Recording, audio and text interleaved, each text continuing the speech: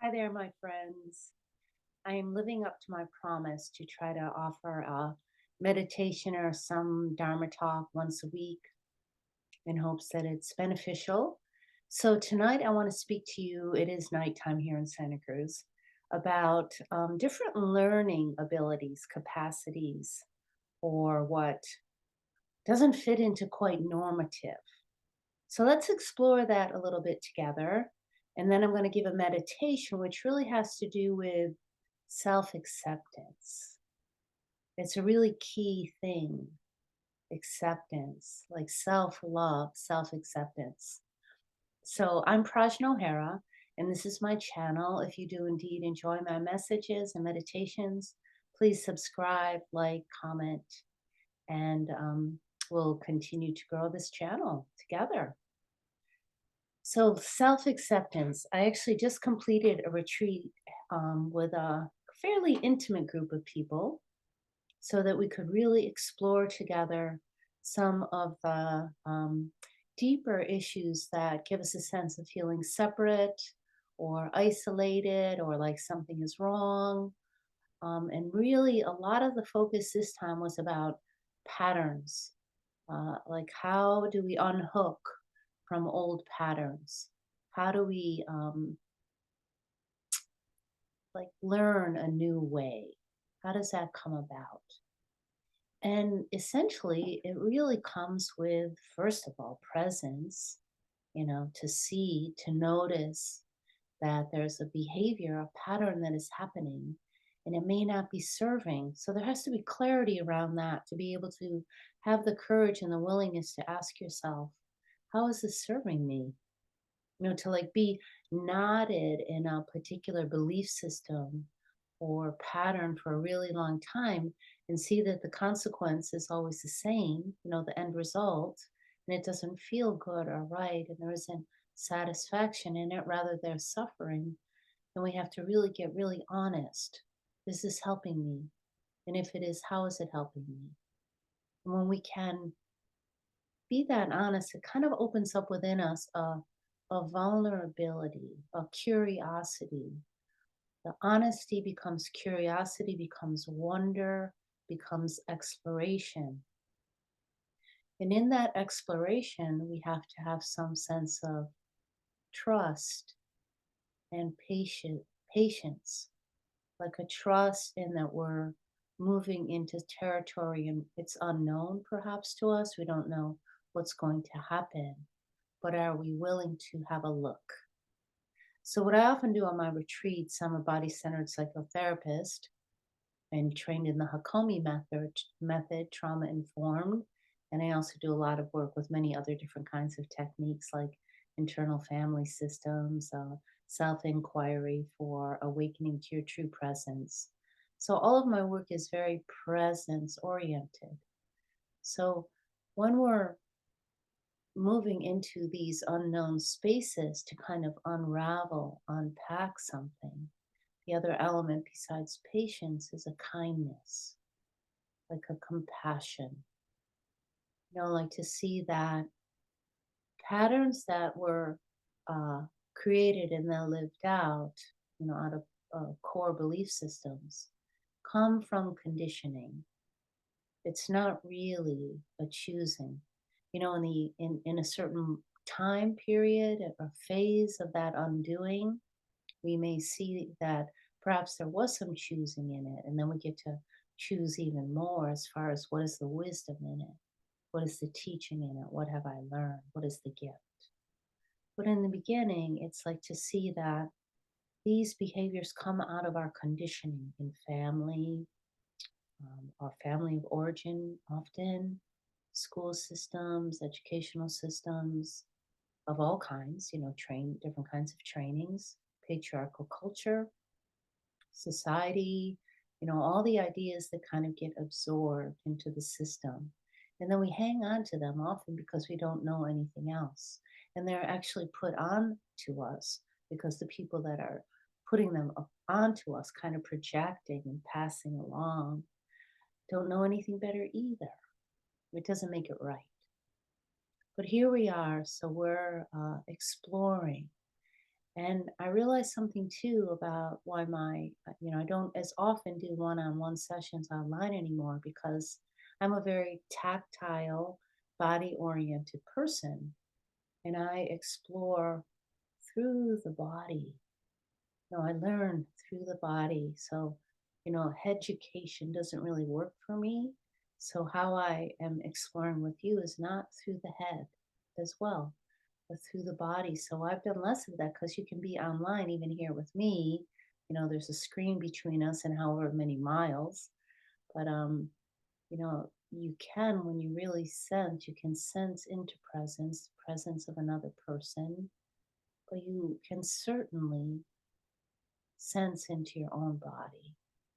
I can't see you, obviously, but if I could, I would do my best to kind of sense in to feel your body. It wouldn't really be the same as in person.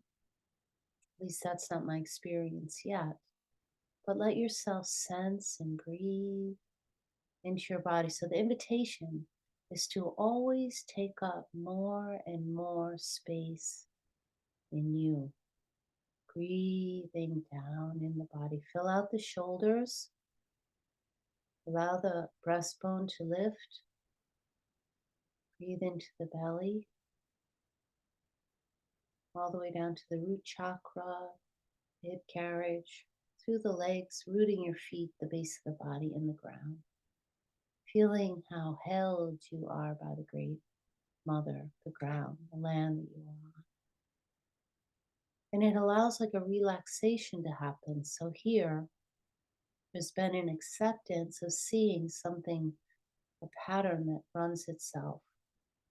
Yeah. And in the running of that pattern, there's often some missed experience that happens because we don't get to perhaps develop in another way. If we're kind of trapped in a mental groove, a concept about something. So we may not develop this capacity to listen to the wisdom in our bodies, this great intelligence. But I promise you, if you relax in your body and you listen and you feel and you sense, you just kind of track what's going on inside of you in the way of feeling and sensation. So this is presence. You're present to you in your body. Thoughts may be moving, and that's okay. You just let them undo themselves and keep listening here. And sometimes there may be a place in the body that feels like a contraction or an old ache, like a place that just seems to get a sense of gripping or holding. Other places might feel really open and expansive.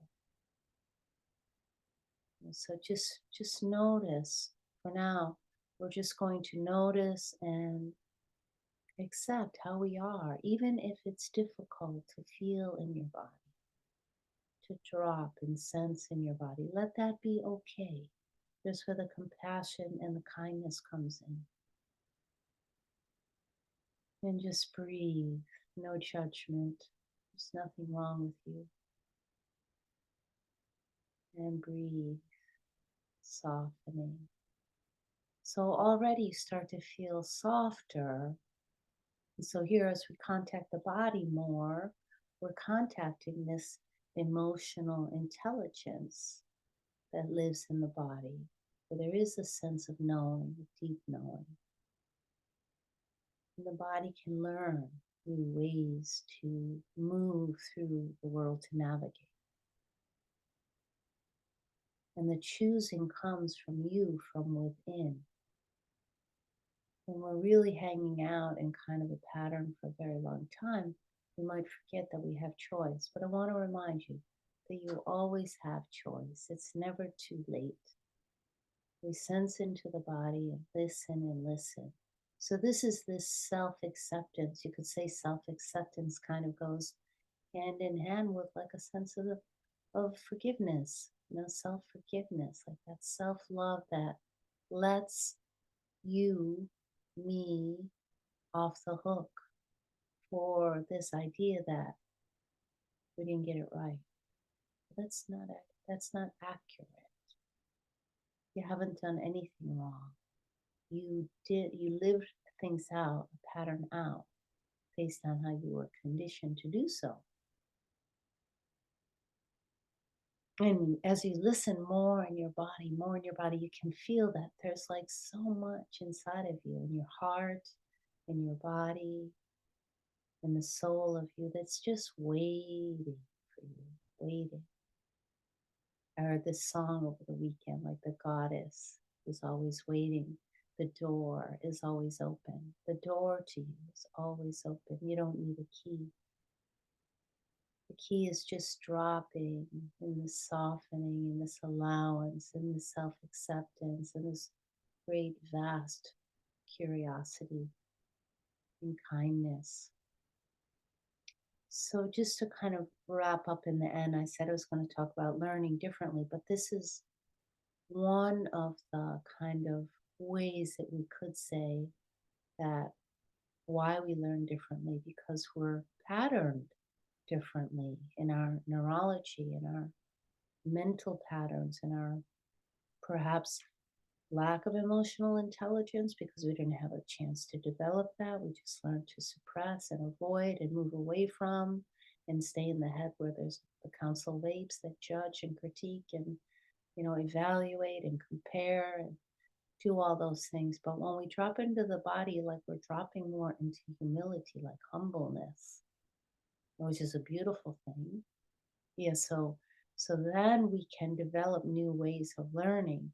And then it's okay if we learn differently. Say what we're finding out a lot more these days is what we call learning challenges. I personally have one myself. And neurodivergence is a very much more commonly recognized, and how that all of these things are related to trauma, or the environments that we've hung out in, that we needed a different kind of environment perhaps to facilitate our learning. Yeah, so I just want to, invite again this acceptance, this self-acceptance that there's a normative, like a normal way of learning. Like in our educational systems, we try to box everybody into one particular way of learning. And then about 60% of the people fall out of that and struggle really hard to learn in that particular way. And it's frustrating and it's anxiety producing. Yeah, and it's really hard, and it can be triggering to other aspects of trauma. So know that you can explore and continue to learn, and that it's all right to have a different learning style. I learn through my body. It's really hard for me to get something if I can't like touch it and feel it and see it and kind of smell it and taste it and really be engaged with it. If it's just like the concept of it, it takes me much longer to get it. I'm the kind of person, I can't read a recipe. I have to prepare the recipe and then eat it, and I get it. And I think like that's probably true for most of us. The reading the recipe isn't the same as preparing it and eating it. Yeah, so let yourself go all the way into the deliciousness of you. Just keep gobbling up all these different parts, touching, meeting, seeing, feeling, accepting, loving the wholeness of you, not leaving anything out. Mm, mm, mm. Just a moment to feel the richness of you every day. Let every day be a day to celebrate you, to accept you, to find all the different things in life that nourish you, that support your style of learning, your way of being, and more will open up, and what isn't you will fall away. Thank you for joining me once again. Please subscribe, like, share, all those wonderful things. And see you next time. Ciao for now. Namaste.